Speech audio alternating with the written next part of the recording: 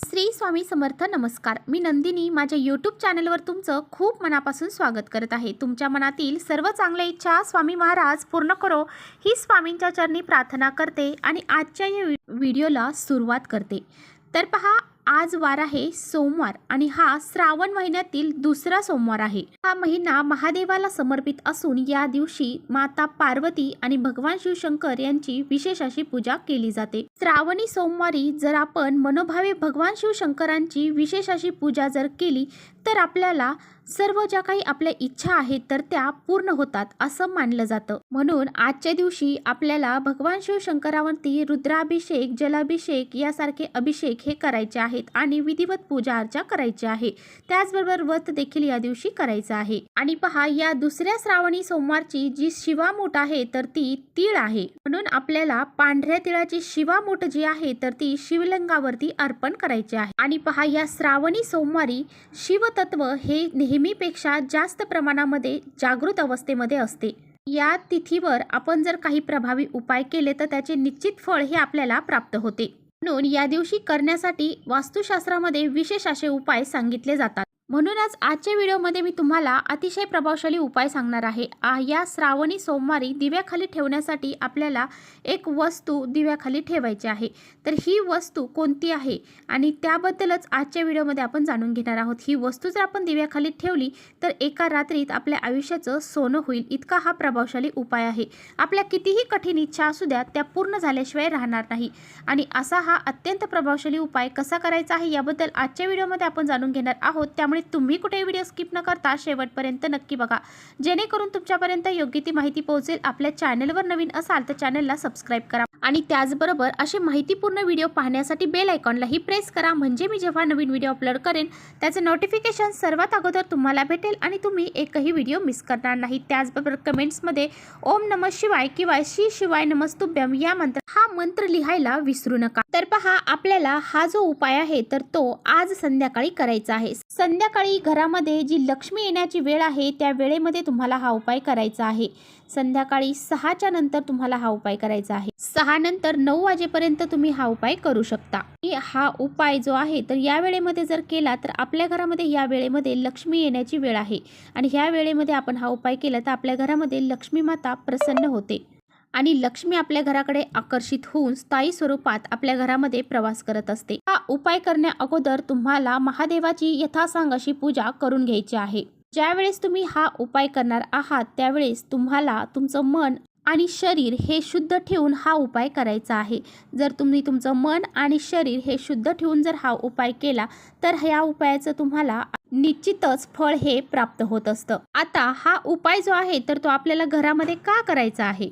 जर आपण हा उपाय आपल्या घरामध्ये सोमवारच्या दिवशी केला तर आपल्या घरामध्ये अखंड लक्ष्मी नांदेल. आपल्या घरामध्ये जर आर्थिक समस्या असतील तर त्या संपूर्णपणे नष्ट होतील. आपल्या घरामध्ये लक्ष्मी येण्याचे मार्ग मोकळे होतील आणि आपल्या घराची, मुलांची, पतीची खूप सारी प्रगती होईल. बऱ्याच वेळा तुम्ही पाहिलं असेल आपल्या घरामध्ये भरपूर लक्ष्मी येते, भरपूर पैसा येतो, परंतु हा पैसा आपला टिकून राहत नाही. आलेला पैसा हा कोणत्या ना कोणत्या मार्गाने घरातून निघून जातो आणि म्हणूनच आपल्याला माता लक्ष्मीला स्थिर करण्यासाठी, घरामध्ये तिला प्रसन्न करण्यासाठी हा उपाय करायचा आहे. हा उपाय केल्याने आपल्या घरामध्ये चहूबाजूने पैसा हा येत राहील. आपल्या घरावर काही कर्ज असेल तर ते सुद्धा दूर होऊन जाईल. तर पहा, आपल्याला हा जो उपाय आहे तर तो संध्याकाळी करायचा आहे. 6 नंतर 9 पर्यंत सांगितलेल्या टाइमामध्ये तुम्हाला उपाय करायचा आहे आणि हा उपाय आपल्याला आपल्या देवघरासमोरच करायचा आहे. हा उपाय करण्या अगोदर तुम्हाला काय करायचं आहे की नेहमी तुमच्या देवघरामध्ये पहा, तुम्ही कधी बी उपाय करणार असाल त्यावेळेस तुम्हाला सर्वात अगोदर तुमच्या देवघरातील दिवा प्रज्वलित करायचा आहे. आसन टाकून बसायचं आहे. अगरबत्ती, धूप लावायची. त्याचबरोबर एक दिवा आपल्याला तुळशीपाशी देखील लावायचा आहे. तर पहा, सोमवारच्या दिवशी आपल्याला तुळशीपाशी दिवा हा लावायचा आहे, कारण इतर दिवशी जर तुमच्याकडून लावणं शक्य होत नाही, पण हे श्रावण महिन्याचे जे सोमवार आहे त्या दिवशी तुम्हाला माता लक्ष्मीला प्रसन्न करून घेण्यासाठी तुळशीपाशी दिवा हा लावायचा आहे. तर हे दोन्ही दिवे तुमचे लावून झाल्यानंतर तुम्हाला हा उपाय करायचा आहे. हा उपाय करण्यासाठी तुम्हाला एक दिवा लागणार आहे. हा दिवा तुम्ही मातीचा घेऊ शकता किंवा मग कोणत्याही धातूचा, पितळेचा, तांब्याचा किंवा स्टीलचा कोणताही तुम्ही घेऊ शकता. परंतु दिवा घेताना चांगला घ्यायचा आहे. कुठे तुटलेला आहे, चिमटलेला आहे, खराब झालेला आहे असा घ्यायचा नाही. त्यानंतर या दिव्यामध्ये आपल्याला 2 वातींची एक वात करून म्हणजे दुहेरी कापसाची वात करून लावायची आहे. त्यानंतर तुम्हाला या दिव्यामध्ये शुद्ध गाईचं तूप जे आहे तर ते टाकायचं आहे. तर पहा, तुम्हाला एक प्लेट घ्यायची आहे. त्या प्लेटमध्ये हळद आणि कुंकू मिक्स करून एक स्वास्तिक काढायचं आहे. स्वास्तिक काढताना त्यामध्ये तुम्हाला 4 बिंदू साईडच्या 2-2 ज्या रेषा आहेत त्या सुद्धा द्यायच्या आहेत. आता पहा, हे स्वास्तिक काढून झाल्यानंतर तुम्हाला त्या प्लेटमध्ये मूठभर जे पांढरे तीळ आहेत तर ते पांढरे तीळ तुम्हाला टाकायचे आहेत.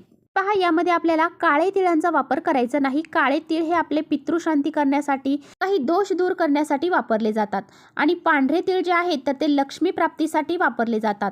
हा उपाय आपल्याला लक्ष्मी प्राप्तीसाठी, धनप्राप्तीसाठी, महादेवाला प्रसन्न करण्यासाठी लावायचा आहे. त्यामुळे तुम्हाला यामध्ये पांढरे तीळच वापरायचे आहेत. त्यानंतर हा दिवा जो आहे तर तो तुम्हाला त्या जे पांढरे तीळ आहेत त्यावरती ठेवायचा आहे. यामध्ये शुद्ध गाईचं तूप घालायचं आहे आणि 2 वातीची 1 वात करून दुहेरी कापसाची वात यामध्ये लावायची आहे. त्यानंतर तुम्हाला हा दिवा प्रज्वलित करायचा आहे. त्या दिव्याला हळद कुंकू तुम्हाला वाहायचं आहे आणि एक फूल अर्पण करायचं आहे. त्याचबरोबर या दिव्यामध्ये तुम्हाला पांढरे तीळ जे आहेत त्याची चिमूटभर टाकायचे आहेत. आता हे पांढरे तीळ आपल्याला चिमूटभर का टाकायचे आहेत, तर आपल्या घरामध्ये काही अडलेली कामं असतील, मुलं मुली जे आहेत तर ते आपले लग्नाच्या वयाची झालेली आहेत, त्यांचा विवाह हा जुळून येत नसेल तर ही सर्व अडलेली जी कामं आहेत ती मार्गी लागण्यासाठी त्यामध्ये तुम्हाला पांढरे तीळ टाकायचे आहेत. त्याचबरोबर आपल्याला लक्ष्मी प्राप्तीसाठी, धनप्राप्तीसाठी एक लवंग आणि एक हिरवी वेलची या दिव्यामध्ये टाकायची आहे. तर हा जो दिवा आहे तर तो आपल्याला देवघरामध्ये असणाऱ्या शिवलिंगासमोर लावायचा आहे. आणि हा दिवा शिवलिंगासमोर लावल्यानंतर आपल्याला काय करायचं आहे, तर आपल्याला 108 वेळा महामृत्युंजय मंत्राचा जप करायचा आहे. महामृत्युंजय मंत्र आपल्या घरात म्हटल्यामुळं आपल्या घरामध्ये असणारी वाईट शक्ती, नकारात्मकता, अलक्ष्मी, दारिद्र्य ही आपल्या घरातून बाहेर निघून जाते आणि आपल्या घरामध्ये माता लक्ष्मी ही प्रवेश करते. या मंत्राचं पठण केल्याने साक्षात महादेव आपल्यावरती प्रसन्न होतात आणि त्यांच्या कृपेने आपल्या सर्व इच्छा आकांक्षा ह्या पूर्ण होतात. आता पहा, तुम्हाला महामृत्युंजय मंत्र हा म्हणणं शक्य नसेल किंवा त्याचा उच्चार जो आहे तो स्पष्ट करता येत नसेल तर तुम्ही यूट्यूबला सर्च करून श्रवण जरी केलं तरी सुद्धा चालेल. तुम्ही यूट्यूबला सर्च करायचं आहे महामृत्युंजय मंत्र 108 वेळा. तर असं तुम्ही सर्च केलं की लगेच तुम्हाला तो मंत्र येऊन जाईल आणि तो मंत्र तुम्ही मोबाईलवर किंवा TV वर लावून देऊन श्रवण केला तरी सुद्धा चालेल. त्यानंतर तुम्हाला दोन्ही हात जोडून माता लक्ष्मीला प्रसन्न करण्यासाठी प्रार्थना करायची आहे. तुमची जी बी इच्छा असेल तर ती पूर्ण होण्यासाठी तुम्हाला माता लक्ष्मीला प्रार्थना करायची आहे.